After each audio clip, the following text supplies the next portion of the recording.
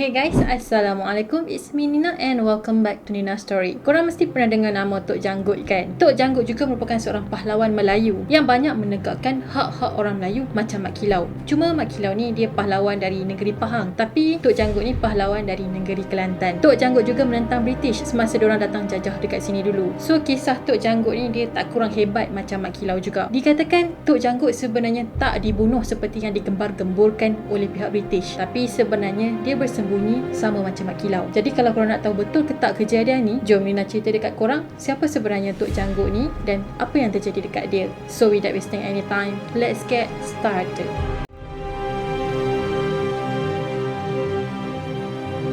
Tok Janggut ataupun nama sebenar dia ialah Haji Mat Hassan bin Munas. Dia dipanggil sebagai Tok Janggut sebab dia ni mempunyai janggut yang sangat panjang sampai ke paras dada. Tok Janggut dilahirkan pada tahun 1853 di Kampung Jeram, Pasir Putih, Kelantan. Ayah Tok Janggut dulu adalah seorang panglima istana. Jadi masa dia kecil-kecil dulu, dia banyaklah habiskan masa dia dekat istana. Tok Janggut juga telah mendapat pendidikan pondok di Kelantan dan juga Mekah. Masa dia belajar dekat Mekah, Tok Janggut pernah berguru dengan ramai ulama, termasuklah ulama Tokku Paloh. Selain tu, Tok Janggut juga sangat hebat dalam bersilat. Jadi dia juga seorang guru silat. Bila Tok Janggut ni meningkat dewasa, dia telah bekerja sebagai seorang petani dan juga seorang peniaga. Selepas penjajahan Bangkok pada tahun 1902, British telah masuk campur tangan dalam urusan pentadbiran negeri Kelantan. Masa ni British telah mengenakan cukai tanah yang sangat tinggi kepada penduduk. Jadi cukai tanah tu sebenarnya sangatlah membebankan diorang ni. So apa yang diorang tanam ataupun bela dekat atas tanah semua kena cukai. Termasuklah cukai buah kelapa, cukai pokok pinang, cukai pokok sirih dan macam-macam lagi. Bukan tu je, cukai haiwan macam bela lembu ke bela kebau pun dikenakan juga. Bila rakyat tanya,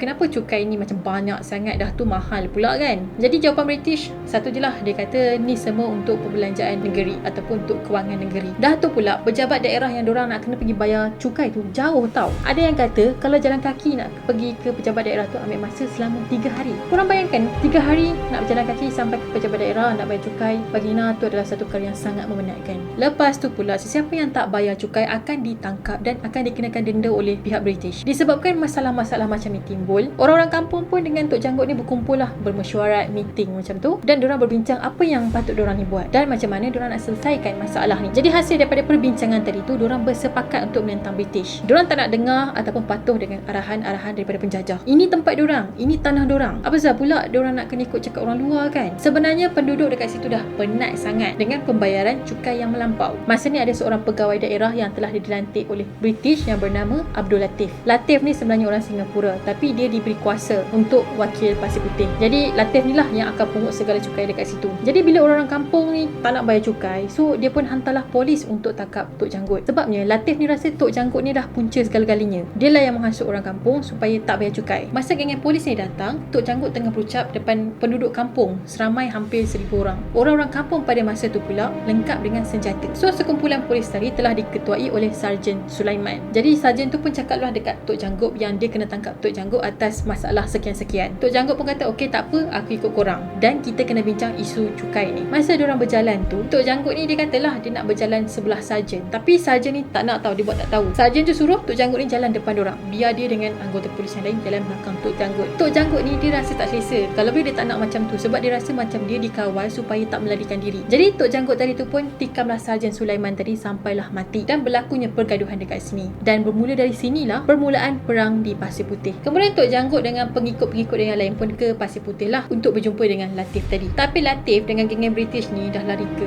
Kota Baru untuk minta bantuan. And then Pasir Putih telah jatuh ke tangan Tok Janggut dan Tok Janggut pun telah tubuhkan pentadbiran sendiri. Tok Janggut telah dilantik sebagai Ketua Menteri dan Ungku Besar Jeram dilantik sebagai Raja. Kejadian ni kan sebenarnya sangatlah dirisaukan oleh pihak istana yang berada di Kota Baru. Sebabnya diorang dah jamin dekat pihak British yang Kelantan tak akan ada huru-hara lah. Maksudnya takkan ada kekacauan di Kelantan. Tapi bila Tok Janggut dah buat hal halau Abdul Latif apa semua, jadi ada masalah yang timbul dekat situ. Jadi pihak Istana Kota Baru ni telah menghantar utusan untuk berjumpa dengan Tok Janggut dan juga Ungku Jeram tadi. Tapi Tok Janggut dengan Ungku tadi pun explain lah sebenarnya diorang buat macam tu bukan sebab diorang nak menderhaka, tapi diorang cuma nak halau Latif dari situ je sebab dia ni seorang yang sangat suka menindas rakyat. Tapi atas nasihat British, Sultan pun suruhlah Tok Janggut ni ditangkap dengan pengikut dia lah atas alasan ataupun atas kesalahan menderhaka. Bukan tu je, siapa yang dapat tangkap Tok Janggut dengan orang-orang dia akan dapat reward. Tapi British tak yakin tau dengan keputusan ataupun tindakan Sultan. Tindakan Sultan ni macam masih lagi berlemah lembut. Jadi penasihat British tadi tu pun dihantarlah tentera dia ataupun tentera British seramai 239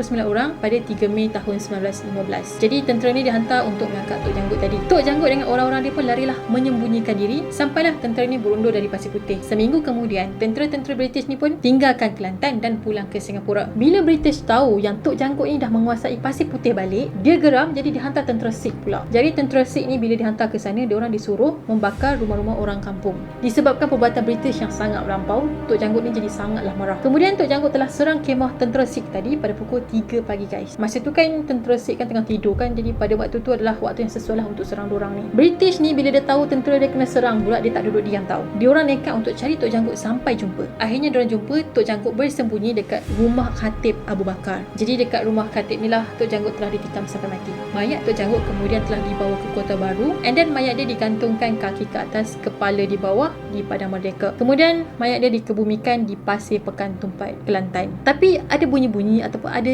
khabar yang mengatakan sebenarnya tu bukanlah mayat Tok Janggut. Jadi maksudnya Tok Janggut tak mati lagi. Sebab ada yang percaya penjajah ni dia suka mereka cerita ikut acuan dia. Lagipun sejarah kita ni sebenarnya banyak dah diolah ataupun diubah oleh penjajah. Dalam sejarah tu of course lah akan menampakkan diorang ni hebat, gah, dan bangsa kita lah yang paling lemah. Gambar mayat yang digantung tu sebenarnya bukanlah Tok Janggut tapi orang lain. Cucu sepupu Tok Janggut yang bernama Ustaz Wan Arul Wan Hussein kata Tok Janggut memang tak meninggal tau. Masa kejadian dia kena serang kat rumah Khatib tu, sebenarnya dia cedera kat bahu je. Lepas tu dia disembunyikan oleh pengikut dia dekat Gua Musang. Bila dia dah sembuh, dia pun baliklah ke Macang sebelum Jepun datang menjajah tanah Melayu. So mengikut kata Ustaz tadi tu, dia kata cerita tentang mayat Tok Janggut ni diusung dibawa ke Kota Baru and then digantung, semua tu tipu je. Dia kata British buat macam tu sebab nak takutkan orang Melayu. Jadi diorang takkan berani menentang atau nasib diorang ni akan sama dengan Tok Janggut. Kebanyakan orang Kota Baru pada masa tu dia tak kenal rupa sebenar Tok Janggut. Diorang cuma pernah dengar cerita, diorang pernah dengar kata Tok Janggut ni orang yang hebat, orang yang berani, dan dia tu ada janggut yang panjang sampai kepala dada macam tu. Tapi muka sebenar dia diorang tak pernah tengok. So bila British bawa mayat Tok Janggut tadi, diorang kata inilah rupa sebenarnya Tok Janggut. Kalau ikut gambar yang penjajah ambil tadi tu, muka mayat tu tak macam orang Melayu pun, lebih kepada bangsa Sikh. Sedangkan Tok Janggut memang Melayu asli. Lagipun Tok Janggut ni orang yang berilmu agama tinggi. Tak mungkinlah dia diaibkan sampai macam tu. Dikatakan Tok Janggut sebenarnya pernah berjumpa dengan Mat Kilau selepas negara kita ni dah merdeka. Cumanya Mat Kilau ni dia muncul kembali dan isytihar kata dia masih lagi hidup. Tapi Tok Janggut memilih untuk mendiamkan diri. Dan dikatakan masa tu umur Tok Janggut dah berusia 116 tahun. Selepas Tok Janggut ni meninggal, dia telah ditanamkan di perkuburan lama di Kampung Hutan Putih, Macang, Kelantan. Dan dia meninggal disebabkan sakit tua. Alright guys, itu sajalah perkongsian Nina tentang Tok Janggut, sedikit sejarah dan apa yang terjadi dekat dia. Jadi Nina nak tahu yang mana satu korang percaya. Adakah korang percaya memang Tok Janggut ni dah meninggal disebabkan kena bunuh dengan British, atau korang yakin dia memang macam Mat Kilau, berjaya diselamatkan dan dia sembunyi air jati dia sampailah dia meninggal. So orang yang terdekat dengan dia je yang betul-betul kenal siapa dia. Korang komen dekat bawah, Nina nak tahu pendapat korang. And yeah, that's it for today, dan Nina harap korang suka dan enjoy. Kepada korang yang belum lagi subscribe channel Nina, jangan lupa untuk subscribe dan komen dekat bawah korang nak Nina ceritakan tentang apa lagi, sebab Nina dah tak sabar untuk jumpa korang in next video, dan kita akan jumpa lagi pada masa yang akan datang. Bye bye. Assalamualaikum.